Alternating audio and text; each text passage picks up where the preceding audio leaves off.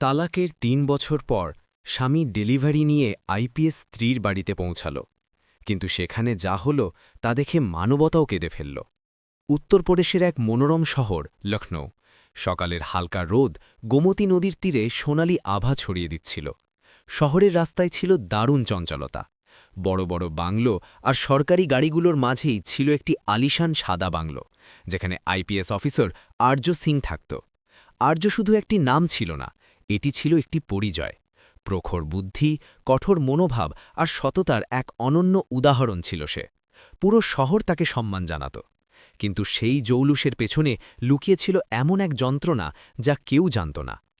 ৩ বছর আগে এই আর্যই ছিল এক সাধারণ মেয়ে, আর তার জীবনে ছিল বিক্রম নামের এক মানুষ। লখনৌ থেকে প্রায় ৮০ কিলোমিটার দূরে রামপুর নামের এক ছোট গ্রাম। মাটির গন্ধ, কাঁচা ঘর আর সাদাসিধে জীবন। সেখানেই থাকত আর্য, এক কৃষকের মেয়ে যে চোখে অনেক স্বপ্ন নিয়ে পড়াশোনা করত। আর সেই গ্রামেই থাকত বিক্রম। সে গরিব হলেও মনে অনেক বড় ছিল। বিক্রমের কাজ ছিল কখনো খেতে মজুরি করা, আবার কখনো শহরে গিয়ে ছোটখাটো কাজ করা। কিন্তু তার সবচেয়ে বড় শক্তি ছিল তার ভালোবাসা আর সততা। একদিন গ্রামের স্কুলের বাইরে আর্য তার বইয়ের মধ্যে ডুবেছিল। ঠিক তখনই হঠাৎ জোরে হাওয়া এলো এবং তার বইগুলো মাটিতে ছড়িয়ে পড়ল। আরে সামলান, একটি আওয়াজ এলো। সেটি বিক্রম ছিল।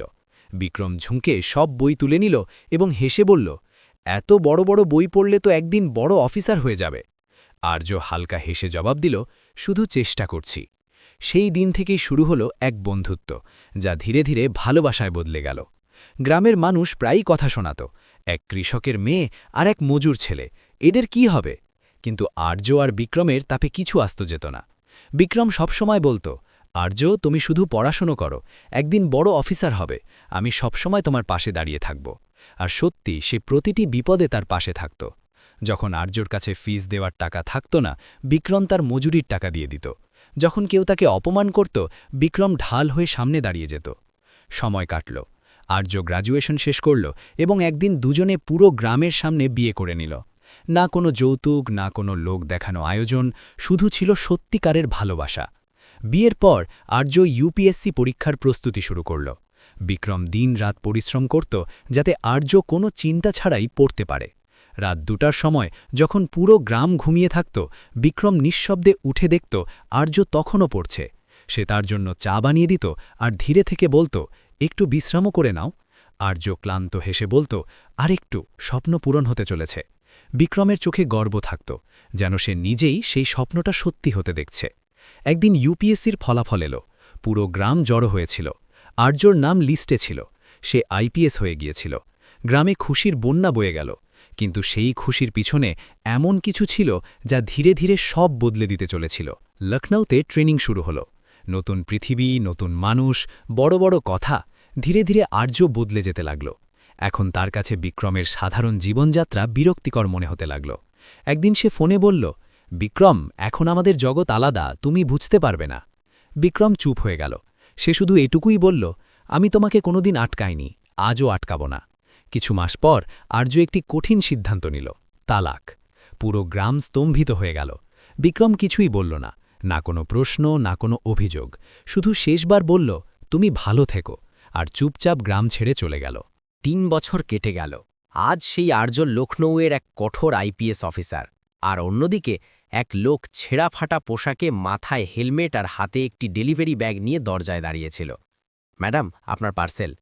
দরজা খুলল এবং সামনে আর্য ছিল। দুজনের চোখাচোখি হল। সময় যেন থমকে গেল। সেই ডেলিভারি বয় অন্য কেউ নয়, বিক্রম ছিল। লখনৌয়ে আর্য সিনহার সেই আলিশান বাংলো। দরজায় দাঁড়িয়ে থাকা বিক্রমের হাতে ডেলিভারি ব্যাগ, আর সামনে তার নিজের অতীত জীবন। কিছু সেকেন্ড দুজনে শুধু একে অপরের দিকে তাকিয়ে থাকল। না কোনো শব্দ, না কোনো আওয়াজ, শুধু এক নীরবতা যা ৩ বছরের দূরত্বের চেয়েও বেশি ভারী ছিল। আর্যর চোখ বড় বড় হয়ে গেল। বিক্রম, তুমি? বিক্রম সাথে সাথে দৃষ্টি নিচু করে নিল, যেন সে নিজের পরিচয় লুকাতে চাইছিল। ধীরে থেকে বলল, ম্যাডাম, আপনার পার্সেল। সে আর্য বলল না, ম্যাডাম বলল, আর এই শব্দটি আর্যর বুকে তীরের মতো বিঁধল।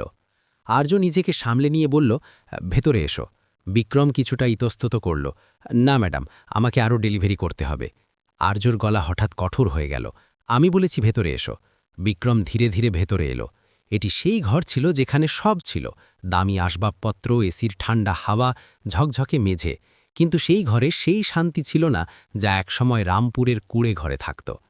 আর্য ধীরে থেকে জিজ্ঞেস করল, তুমি এসব কেন করছো? বিক্রম হালকা হাসল।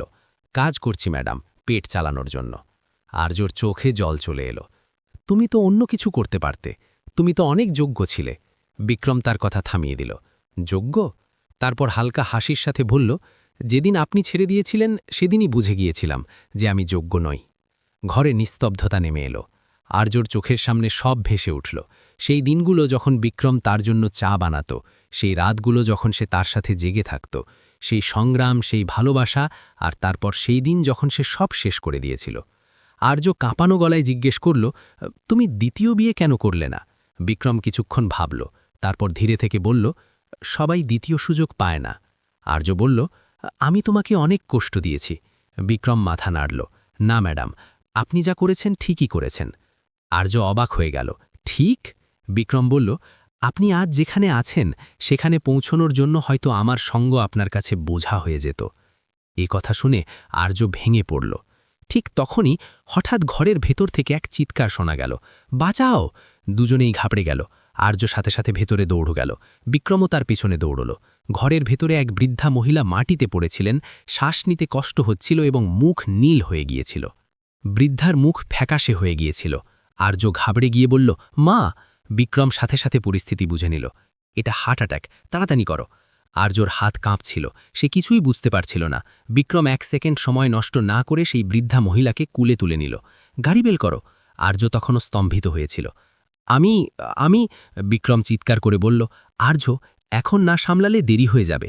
3 বছর পর সে আবার তাকে আর্য বলে ডাকল, আর এই একটি শব্দ তাকে আবার সজাগ করে দিল। বিক্রম নিজে গাড়ি চালাতে লাগল। আর্য পেছনে বসে নিজের মায়ের মাথা ধরে কাঁদছিল। কিছু হবে না মা, কিছু হবে না। বিক্রম বারবার বলছিল, হিম্মত রাখো, আমরা পৌঁছে যাব। তার গলায় সেই পুরনো ভরসা ছিল। হাসপাতালে পৌঁছতেই ডাক্তার সাথে সাথে চিকিৎসা শুরু করলেন। কিছুক্ষণ পর ডাক্তার বাইরে এলেন। যদি আর 10 মিনিট দেরি হতো তবে রোগীকে বাঁচানো কঠিন ছিল। আর্য সেখানেই বসে পড়ল। সে বিক্রমের দিকে তাকালো, চোখে জল আর মনে অনুশোচনা। বিক্রম চুপচাপ দাঁড়িয়েছিল, যেন কিছুই হয়নি। আর্য তার কাছে এসে বলল, তুমি আমার মায়ের প্রাণ বাঁচালে। বিক্রম শুধু বলল, মানুষ তো ম্যাডাম, এটুকু তো করতেই পারি। সেই মুহূর্তে আর্যর উপলব্ধি হল, যে মানুষকে সে যোগ্য মনে করেনি, আজ সেই তার সবচেয়ে বড় শক্তি হয়ে দাঁড়িয়ে আছে। আর সে নিজে সব থাকা সত্ত্বেও ভেতর থেকে একদম শূন্য ছিল। হাসপাতালের সাদা বারান্দা, চারদিকে নিস্তব্ধতা। আর্য একটি বেঞ্চে বসেছিল, তার চোখ লাল আর মন ভারাক্রান্ত। সামনে দাঁড়িয়েছিল বিক্রম। আর্য ঠিরে থেকে বলল, বিক্রম, তুমি সত্যি ভালো আছো তো? বিক্রম নজর এড়িয়ে বলল, হ্যাঁ ম্যাডাম, আমি একদম ঠিক আছি। আর্য রেগে গিয়ে বলল, মিথ্যা বলো না, আমি তোমাকে জানি, তুমি ভালো নেই। বিক্রম চুপ থাকল। কিছুক্ষণ পর সে ধীরে থেকে বলল, আপনি এখন আর আমাকে চেনেন না ম্যাডাম। এই শব্দটি আর্যর বুক চিরে দিল। ঠিক তখনই একটি ছোট বাচ্চা দৌড়ে এলো। পাপা! সে সরাসরি এসে বিক্রমকে জড়িয়ে ধরল। আর্যর চোখ বড় বড় হয়ে গেল। বিক্রম বাচ্চার মাথায় হাত বুলিয়ে বলল, এটা আমার ছেলে সোনু। আর্য হৃৎস্পন্দন যেন থেমে গেল। 3 বছরে বিক্রম অনেকটা এগিয়ে গিয়েছিল। সে কাঁপতে কাঁপতে জিজ্ঞেস করল, তুমি বিয়ে করেছ? বিক্রম ধীরে থেকে মাথা নাড়ল, না। আর্য অবাক হয়ে গেল, তাহলেই বাচ্চা? বিক্রম দীর্ঘশ্বাস নিয়ে যা বলল তা শুনে আর্যর আত্মা পর্যন্ত কেঁপে উঠল। 3 বছর আগে যখন আমি গ্রাম ছেড়ে যাচ্ছিলাম, রাস্তায় এক মহিলাকে পেলাম। বৃষ্টিতে ভিজছিল আর কোলেই বাচ্চা। সে খুব অসুস্থ ছিল। সে শুধু আমাকে বলল, আমার বাচ্চাকে বাঁচান। আর্য শ্বাস রোধ করে শুনছিল। বিক্রমের গলা ধরে এলো। আমি তাকে হাসপাতালে নিয়ে গেলাম, কিন্তু সে বাঁচল না। মরার আগে সেই বাচ্চাকে আমার হাতে দিয়ে বলল, এখন থেকে এ আপনার। বিক্রম বাচ্চার দিকে তাকালো। তখন থেকেই এই আমার পৃথিবী। আর্যর চোখ দিয়ে জল বইতে লাগল। তুমি একা এসব সামলালে? বিক্রম হাসল, হ্যাঁ, যেমন তুমি তোমার স্বপ্ন সামলেছ। আর্য জিজ্ঞেস করল, কিন্তু তুমি ডেলিভারির কাজ? বিক্রম বলল, শুরুতে অনেক কাজ খুঁজেছি, কিন্তু পড়াশোনা ছিল না, পরিচয় ছিল না। তারপরেই কাজ পেয়ে গেলাম। সারাদিন ডেলিভারি করি আর রাতে সোনুর খেয়াল রাখি। এভাবেই জীবন চলছে। সোনু মাসুমের মতো বলল, পাপা মাকে রোজ গল্প শোনায় আর বলে যে আমি বড় হয়ে পুলিশ হব। আর্যর মন ভেঙে গেল। যাকে সে ছেড়ে গিয়েছিল সে আজ অন্য কারো পৃথিবী হয়ে আছে। আর্য কাঁদতে কাঁদতে বলল, আমি তোমার সাথে খুব ভুল করেছি। তোমাকে ছেড়ে আমি সব হারিয়ে ফেলেছি। বিক্রম শান্ত গলায় বলল, না ম্যাডাম, আপনি কিছু হারাননি, আপনি যা চেয়েছিলেন তা পেয়ে গেছেন। আর্য চিৎকার করে বলল, না, আমি তোমাকে হারিয়ে ফেলেছি। বিক্রম ধীরে থেকে বলল, আমি যদি সত্যি আপনার হতাম তবে হারাতাম কিভাবে, আর যদি না হতাম তবে কোনোদিনই ছিলাম না। ঠিক তখনই ডাক্তার বাইরে এসে বললেন, রোগী এখন বিপদমুক্ত। আর্য স্বস্তির নিঃশ্বাস নিল, কিন্তু তখনই ডাক্তার বিক্রমের দিকে তাকিয়ে বললেন, আপনি আবার এসেছেন? আর্য অবাক হয়ে বলল, আবার? ডাক্তার বললেন, 3 দিন আগেও ইনি নিজের মাকে নিয়ে এসেছিলেন। ওষুধের টাকা ছিল না বলে নিজের রক্ত দিয়ে টাকা জমা করেছিলেন। আর্য স্তব্ধ হয়ে গেল। তুমি এখানে আগেও এসেছিলে? বিক্রম নজর নিচু করে নিল। হ্যাঁ, একটু সাহায্য করেছিলাম মাত্র। আর্যর চোখের জল থামছিলই না।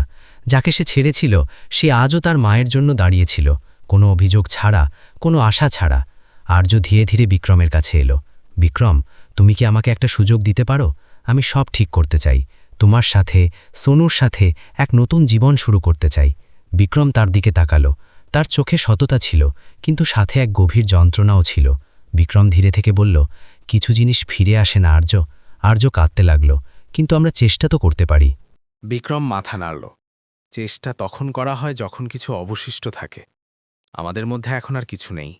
সোনু বলে উঠল, পাপা, এই আন্টি কাঁদছে কেন? বিক্রম হালকা হাসল। কিছু না বাবা, শুধু পুরনো কথা। সোনু মাসুমের মতো আর্যর কাছে গিয়ে তার হাত ধরল। আপনি কাঁদবেন না, পাপা বলে কাঁদালে কিছু ঠিক হয় না। সেই ছোট বাচ্চার কথা আর্যর বুকে গেঁথে গেল। হাসপাতালের বাইরে তখন পুলিশ আর পরিচিতরা কথা বলছিল। দেখুন, এই সেই আইপিএস ম্যাডাম যে নিজের গরিব স্বামীকে ছেলে দিয়েছিল, আর আজ সেই স্বামীই তার মাকে বাঁচালো। এই কথাগুলো আর্যর কানে যাচ্ছিল এবং প্রতিটি শব্দ তাকে ভেতর থেকে ভেঙে দিচ্ছিল। আর্য বলল, বিক্রম, তুমি চাইলে আমাকে সাজা দিতে পারো, কিন্তু প্লিজ আমাকে নিজেকে শুধরানোর একটা সুযোগ দাও। বিক্রম শান্ত গলায় জবাব দিল, সাজা দেবার অধিকার সেই মানুষের হয় যার মনে রাগ থাকে। আমার মনে এখন শুধু দায়িত্ব আছে। সে সোনুর হাত ধরল। আর এখন আমার পৃথিবী এটাই। আর্য জিজ্ঞেস করল, তুমি আমার মায়ের সাহায্য কেন করলে? বিক্রম না ভেবেই বলল, কারণ উনি তোমার মা, আর আমি কোনোদিন নিজের সম্পর্ককে লাভ লোকসানের হিসেবে বিচার করিনি। আর্যর কাছে আর কোনো শব্দ ছিল না। সে সেখানেই মাটিতে বসে পড়ল আর ডুকরে কাঁদতে লাগল। আজ প্রথমবার তার উর্দির অহংকার পুরোপুরি ভেঙে গিয়েছিল। বিক্রম ধীরে থেকে বলল, আর্য, তুমি অনেক এগিয়ে গেছ। তোমার পেছনে ফিরে তাকানোর দরকার নেই। আর আমি যেখানে আছি সেখানেই ভালো আছি। বিক্রম সোনুর হাত ধরে চলে যেতে লাগল। আর্য পেছন থেকে ডাকল, বিক্রম। সে থামল। আর্য কাঁদতে কাঁদতে বলল, আমি কি কখনো তোমার সাথে দেখা করতে পারি? বিক্রম না ঘুরেই জবাব দিল, যখনই তোমার মানবতা মনে পড়বে বুঝে নিও আমি সেখানেই আছি। আর সে চলে গেল। পরের দিন সকালে আর্য তার উর্দি পড়ল, কিন্তু আজ তার চোখে সেই কঠোরতা ছিল না, বরং ছিল এক গভীর উপলব্ধি। সে তার অফিসে মিটিং ডাকল এবং বলল, আজ থেকে আমাদের শহরে কোনো গরিব বা অসহায় মানুষ বিনা চিকিৎসায় থাকবে না। সে মানবতা সেবা অভিযান শুরু করল। লখনৌ জুড়ে গরিবদের জন্য ফ্রি অ্যাম্বুলেন্স, অনাথদের জন্য স্কুল আর বৃদ্ধদের জন্য আশ্রয় তৈরি হল। মানুষ দেখল সেই কঠোর আইপিএস অফিসার আজ একদম বদলে গেছে। একদিন আর্য নিজের তৈরি করা আশ্রয় কেন্দ্রে গেল। সেখানে বাচ্চাদের হাসির মাঝে এক কোনায় সে বিক্রম আর সোনুকে দেখতে পেল। আর্য ধীরে ধীরে এগিয়ে গেল। বিক্রম তাকে দেখল, কিন্তু এবার তার চোখে কোনো যন্ত্রণা ছিল না, ছিল শুধু শান্তি। সোনু দৌড়ে এসে বলল, পাপা দেখো, সেই আন্টি এসেছে। আর্য হালকা হাসল। কেমন আছো বিক্রম? বিক্রম মাথা নাড়ল। ভালো আছি। তারপর চারদিকে তাকিয়ে বলল, তুমি খুব ভালো কাজ করেছ। আর্যর চোখ ভিজে এলো। এসব তোমার কাছ থেকে শিখেছি। আমি ভাবলাম যদি তোমার সাথে থাকতে না পারি, অন্তত তোমার মতো তো হতে পারি। বিক্রম হাসল। এখন তুমি সত্যি আইপিএস নও, মানুষ হয়ে গেছ। দুজনে কিছুক্ষণ চুপ থাকল। তারপর আর্য বলল, আমরা কি বন্ধু হতে পারি? বিক্রম সোনুর দিকে তাকিয়ে বলল, সম্পর্ককে নাম দেওয়া জরুরি নয়, শুধু মন পরিষ্কার হওয়া উচিত। সোনু দুজনের হাত ধরে নিল। এখন আপনারা দুজনে আমার সাথে খেলবেন তো? আর্য আর বিক্রম একে অপরের দিকে তাকিয়ে হালকা হাসল। সেই মুহূর্তে না কোনো মান অভিমান ছিল, না কোনো অভিযোগ, ছিল শুধু এক নির্মল মানবতা। জীবনে আমরা অনেক সময় সবকিছু পেয়ে যাই, কিন্তু তাকে হারিয়ে ফেলি যে সবচেয়ে মূল্যবান, একজন খাঁটি মানুষ। আর যখন আমরা তা উপলব্ধি করি, তখন অনেক দেরি হয়ে যায়।